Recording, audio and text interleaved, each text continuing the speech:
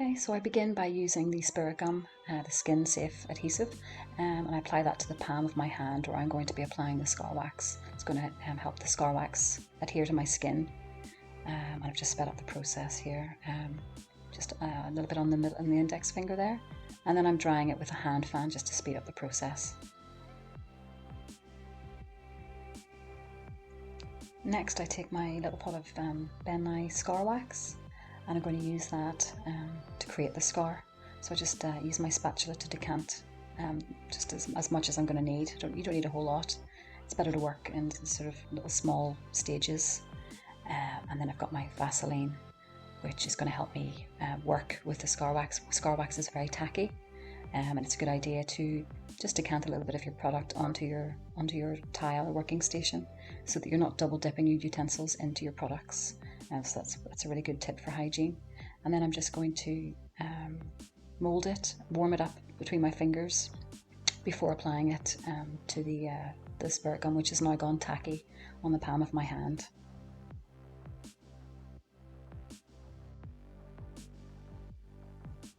So just moulding the scar wax to the palm of my hand. I'm taking my time to do this, making sure the edges are nicely blended. This is probably the more time consuming of the steps, and this is the bit that you want to spend time on and not rush, and just make sure that the scar wax, it looks like it's actually a part of your hand, and there's no visible edges. The edges give away that it's not a real wound. So I'm focusing on just dipping my finger in the Vaseline and making sure that the scar wax is beautifully blended to the skin on the palm of my hand.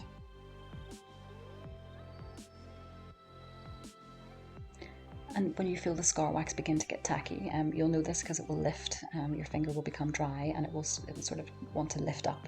So as you can see, I've got a little bit of Vaseline in the corner there, top left hand corner. I'm just continually going back in, taking a little bit onto my fingers, and that will help maintain the smoothness of the scar wax application.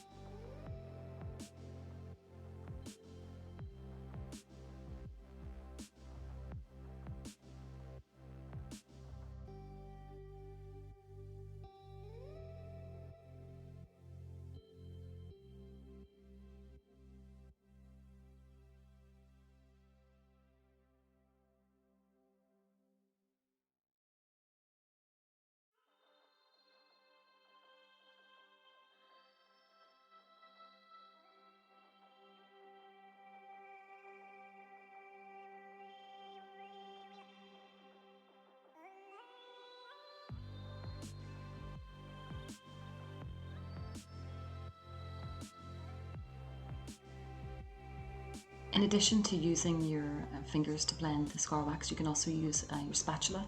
I would recommend putting a little bit of Vaseline on the end of the spatula as well, just so that the scar wax doesn't lift whenever you're using it to blend the edges.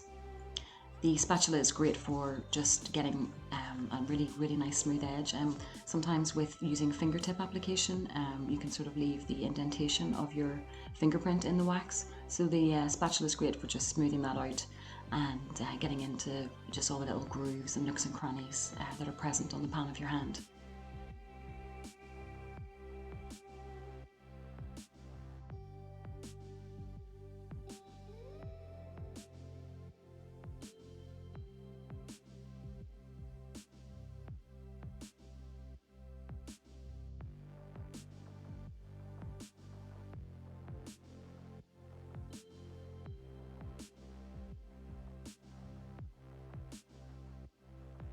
Next up is the really fun bit. I really enjoy this part. We're going to create the wound itself, just using the edge of the spatula. As you can see, I've just put more Vaseline on the end of it there just to ensure it doesn't stick. And then I'm just going in and creating the indentation of the wound just on the palm of my hand, bringing it down, not fully to the edge of the scar wax, but just before the edges.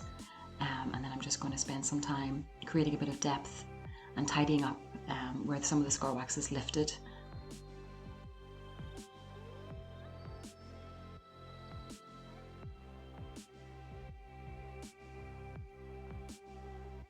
So just be sure to continually look at your reference image whenever you're creating the wound. It's really important to ensure that your injury is going to look like the real thing. So I'm constantly referring to my image that I have just off camera, and I'm trying to replicate all the detail of that. So just do your best to try and recreate the wound so it looks as real as possible. And the more that you practice doing this, the more that you look at reference images of real wounds, as gross as it can be sometimes, the better you will become as a makeup artist. So never make something up. Always have a reference image that you can look at and get familiar with certain wounds and what they do to the skin, what happens to the body, what sort of colours are present as well. But that's whenever you're painting it. So just when you're recreating the actual detail of the wound, just try and make it look as real as possible. So if you don't use a reference image to create your wounds, it will just look really obvious that you didn't.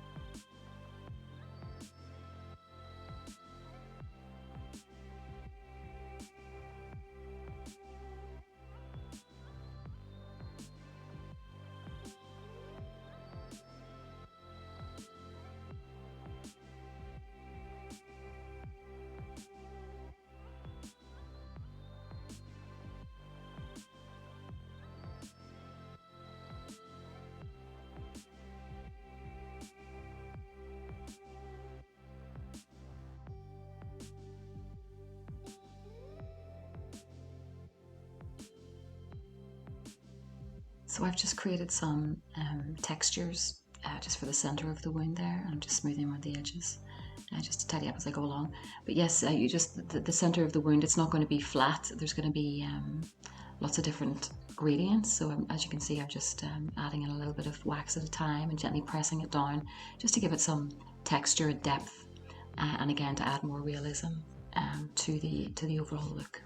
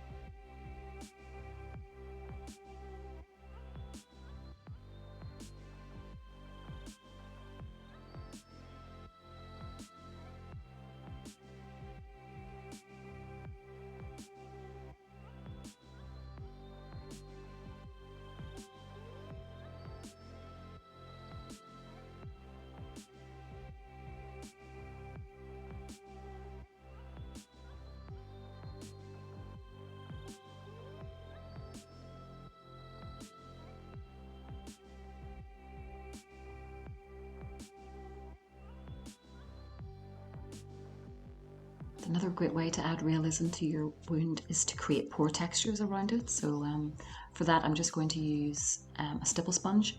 There are a few sponges that you can use. This one is a black stipple sponge. I think this one would be my favorite. There's also the orange Kryolan stipple sponge. That's great as well. I find the seafoam sponges, the yellow ones, these are a bit too soft to get the texture that you want, so it's maybe not suitable for this job. But the black stipple sponge I find is fantastic at just creating those lovely natural pore textures around the outside of the wound, just to make it look like it's actually a part of your hand.